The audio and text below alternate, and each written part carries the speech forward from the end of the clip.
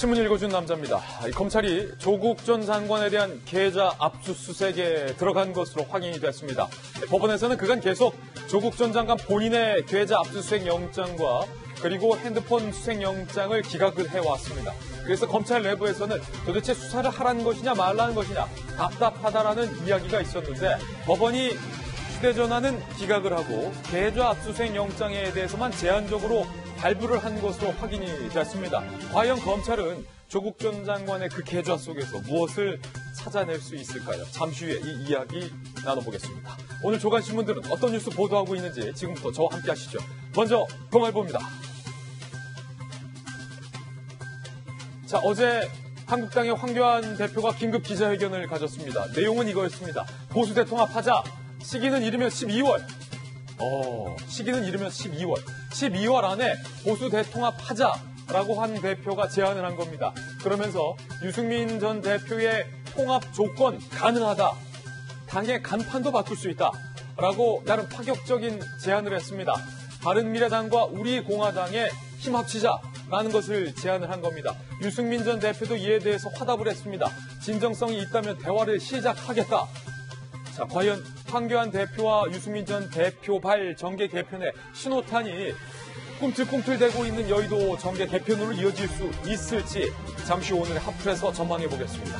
다음 신문입니다. 이번엔 조선일보입니다.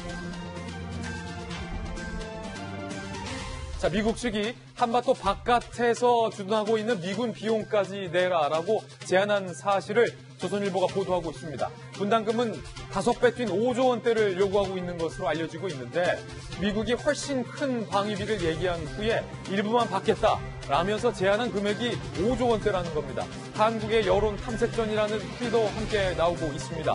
우리 정부는 이에 대해서 국회 비준이 필요한 거다라고 일단은 거부한 것으로 전해지고 있는데 큰 틀의 협상은 청와대와 백악관 사이의 빅딜, 결국에는 우리 문재인 대통령과 또 트럼프 대통령 두 정상 간의 빅딜에서 결정이 될 가능성이 있다라는 얘기가 나오고 있습니다. 한미동맹이 중요하긴 하지만 미국이 너무 돈 많이 부르는 거 아닙니까? 크게 부르는 거 아닙니까? 다음 신문입니다. 이번엔 중앙일보입니다. 검찰, 조국 계좌 압수수색. 결국 조국 전 장관도 본인의 계좌 압수수색을 피할 순 없었습니다. 그런데 한 가지 아쉬운 건 완전한 계좌 압수수색이 아니라 일부 구간만 들여다볼 수 있게 법원이 제한적으로 압수수색 영장을 발부해줬다는 거예요. 어찌됐든 사모펀드 의혹을 이제 검찰이 들여다볼 수 있게 됐다는 거죠. 앞서 연구실 압수수색, 서울대 연구실 압수수색도 왜 이렇게 늦었나라는 의문을 어제 저희 보도해드렸는데 그게 알고 봤더니 이 사모펀드를 겨눈 것 아니냐라는 분석이 나오고 있습니다. 그렇다면 늦은 연구실 압수수색도 뭔가 이해가 가는 대목입니다. 연구실에 있는 PC에 코링크와 관련된 기록이 있는지를 초점 맞추고 있다. 정경심 교수가 사실상 차명의 재산 투자로 설립했다라는 의혹을 받고 있는 이 코링크에 대한 기록이 서울대 조국 전 장관 PC에 남아 있다면 이것은 검찰 입장에서 확실한 물증이 될 수 있다. 검찰은 이걸 염두에 둔 것으로 풀이되고 있습니다.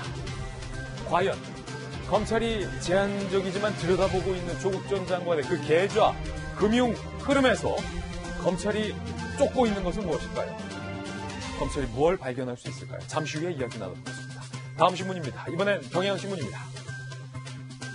자, 그런가 하면 윤석열 총장이 검찰 내부에 세월호 참사 특별수사단을 설치하겠다라고 밝혀서 논란이 되고 있습니다. 의혹을 들여다보겠다라는 건데 지금까지 세월호와 관련된 특별수사가 여러 차례 있었습니다. 조사도 여러 차례 있었는데 결국에 정부가 바뀌면서 또다시 세월호와 관련된 의혹이 문제되자 윤석열 총장이 세월호 참사 특별수사단을 다시 설치하라고 명을 내린 건데 일각에서는 조국 전 장관 수사와의 형평성을 맞추기 위해서 검찰이 세월호 특별수사단을 설치하려는 건 아니냐라는 얘기도 나오고 있어서 검찰이 또다시 정치를 하려는 건 아니냐라는 비판도 함께 나오고 있는 대목입니다. 물론 세월호 유가족에서는 반긴다는 입장을 내놨습니다. 네, 다음 신문입니다. 이번엔 한국일보입니다. 자, 김현미의 국토부 오늘 분양가 핀셋 상한제를 발표할 예정인데 발표했죠, 어제. 오늘부터 이제 시행이 될 예정인데, 강남 4구와 마포, 용산, 성동구 등 27개 동 분양가, 전체적인 분양가 상한제가 아니라 지금 지도에서 보시는 것처럼 서울에서 투기 과열 지역으로 꼽힌 곳만 핀셋으로 분양가 상한제를 적용하겠다는 겁니다. 마포, 용산, 성동, 마용성, 강동, 영등포, 서초, 강남, 송파의 일부 지역만 부동산 상한제를 적용하겠다는 건데 정부의 부동산 정책에도 불구하고 부동산이 꿈틀꿈틀 값이 다시 오르는 기미를 보이자 국토부가 핀셋 상한제를 꺼내드렸는데 시장에서는 과연 이 부동산 상한제 효과가 있을 것인가에 대해서 고개를 갸웃거리고 있는 상황입니다. 다음 신문입니다. 이번엔 서울신문입니다. 자, 인구가 점점 줄고 있죠. 저출산 때문이죠. 3년간 상비 병력, 군 병력을 8만 명 감축할 계획입니다. 20세 남성이 3년 뒤에는 7만 명 감소하기 때문입니다. 그렇기 때문에 여군도 늘리고 부사관도 늘려서 정예군을 좀 더 늘리고 전체 상비 병력을 줄인다라는 계획입니다. 2030년까지 신규 초등학교 선생님들도 24% 축소해서 이제 점점 덜 뽑는다라는 방침도 나오고 있습니다.